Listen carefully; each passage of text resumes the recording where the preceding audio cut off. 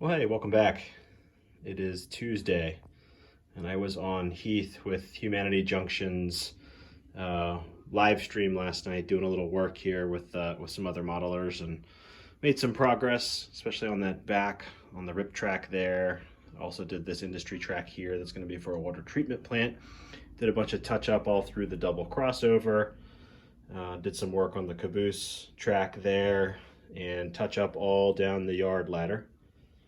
So making progress. I won't have you guys sit here and watch me do this, but if I sort of come up with a different technique, I will, come back and show that. But I'm going to keep pressing on.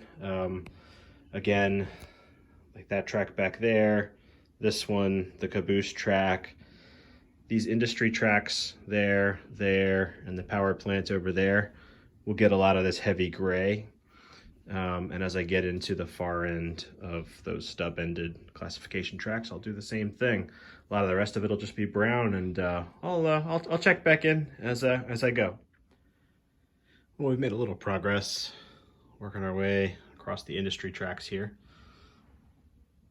and I'll show you guys what I have done. So this track here, which is going to be the ice spur, I came in and individually highlighted ties and then came back with the soot, kind of blended things together a little bit, and that's what it looks like. You've seen that before. That is largely what was done on the spurs down there, caboose track, a little bit of engine servicing, but especially this spur. So this is what it looks like, again, with individually painted ties, different shades of gray, different amounts of paint, etc., trying to give it some variety. But I got to thinking, I do that, and then I come back, and I spend all this effort trying to blend things a little closer together. So what I did over here, the double track spur on the far end, is going to be the power plant, and it's going to be mostly coal hoppers coming in and out of here, so I'm going to hit this real heavy with soot. And I came in and I just sort of mixed up a little bit of like a darker gray and a little bit of burnt umber, and I sort of just dry brushed the whole thing. And then came back, as you see right there and some other of the darker ties. I came back after the fact with some of the burnt umber and painted the ties to simulate fresh ties. And that was a lot easier than painting individual ties. So what I'm going to do now is throw some dust on these two, the icing spur and the coal spur. Throw the dust on there, the soot, work it in, and just see, is that the approach I want to take for all the yard body tracks? So I may throw it on a time lapse, show that. Well, maybe I'll show it. You know what I'll do? I'll show it in real time a little bit, and then I'll flip to time lapse to do the rest of it, and then we'll come back and compare the two and see whether it's worth all the time to paint these individual ties or just dry brush the whole bunch of it. All right, so this is the Bragdon Enterprises soot powder I've been using, and I've got a brush where I've cut most of the bristles off, and it's very firm, and I can really press down because this stuff has adhesive in it that you can sort of force it to adhere. So I'll just come in, and on these, especially on these lighter ones, I come directly on it with a decent amount and just kind of really push in there pretty good and kind of work that stuff in to tone those down. Those are really, really bright. Get a little bit more, and a little of this stuff goes a long way. So I'm going to kind of work these lighter ones first, the parts that are outside the rail, as well as in. Put a lid on this and get it out of the way so I don't knock it over. So I'm really just pushing down hard, trying to get that to blend in. Get a little of that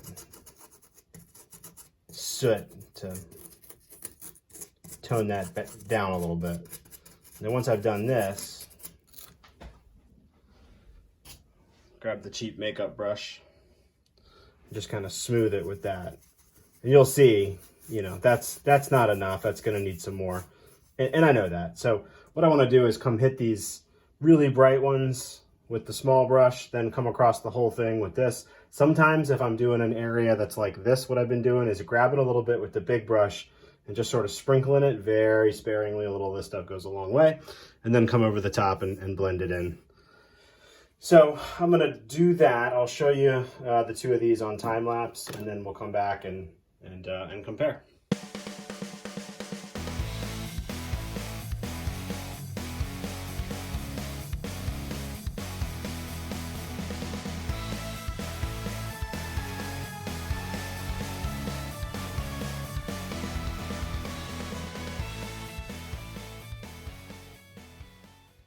All right, you tell me. So that's the icing track with the individually painted and highlighted ties. Each one got various random shades of gray. And then this is where I just dry brushed and came back and highlighted a few select ties back to just the straight brown, and then came in with a pretty heavy dose of soot as well. So if I get in real close here, you can kind of see what we're working with. Yeah, it looks like distressed track. Obviously there's no ballast here yet. So that may be a good way to, in my opinion.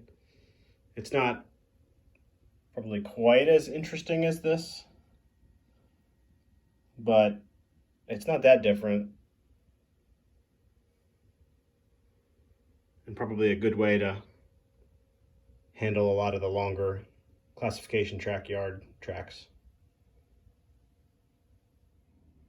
All right, a little in progress.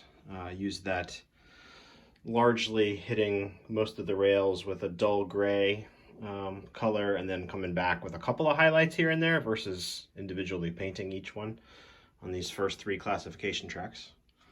And I've powdered them. And if I show you, see the color, the main and the siding there. Actually, I think that's two mains, kind of that brownish rusty color, and the tracks to the right, the yard tracks, etc. You know, grayer and you know, the ballast will be key here as well. But I think in terms of the color of the rails,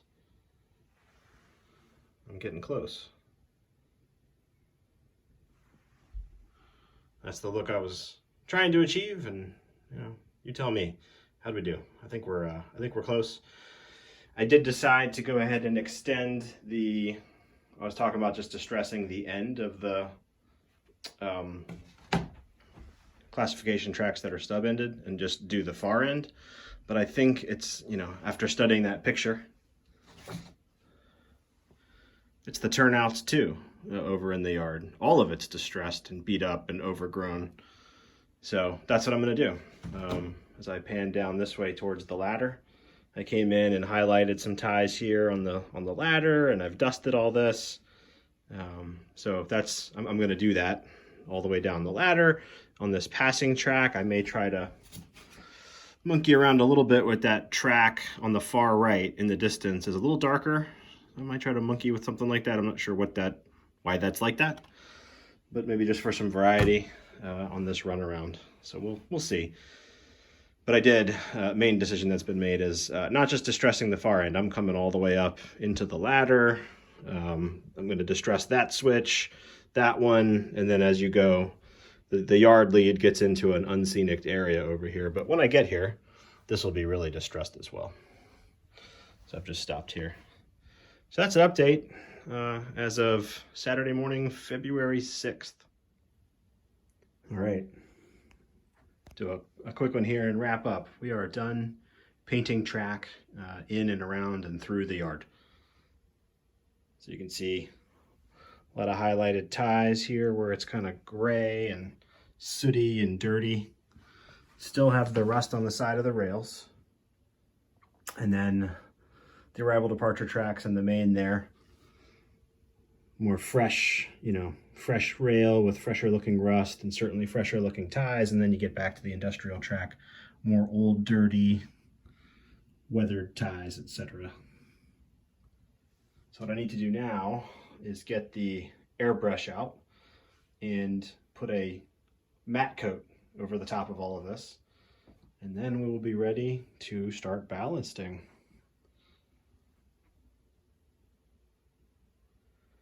think that's all I'm going to have time for this week. So I'm going to wrap up there. Lots more to come here. Sorry for sort of a repeat video, but just chronicling what we're doing, and it took that long to get all this track and all these ties painted and highlighted and all of the things that we've done. But I like the way it's coming together. More to come. I hope everyone's well and safe. Thanks.